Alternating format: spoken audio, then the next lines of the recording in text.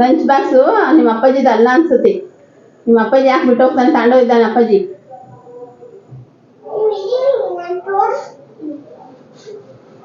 ಅಯ್ಯೋ ಯಾಕಪ್ಪ ಇದೆ ಬಾರಾಗೈತೆ.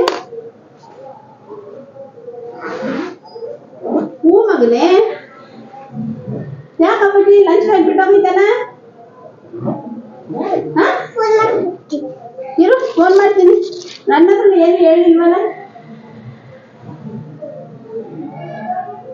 ಹಲೋ, ಯಾಕ ಊಟದ ಬಾಕ್ಸ್ ಬಿಟ್ಟೋಗಿದ್ಯಾ? ಸರಿಯಾಗಿ ಮಾತಾಡು, ಅದೇನಾಯ್ತು ಅಂತ. ಯಾಕೆ ಲೇಟಾಗಿ ಬಂದೆ ರಾತ್ರಿ ನೀನು?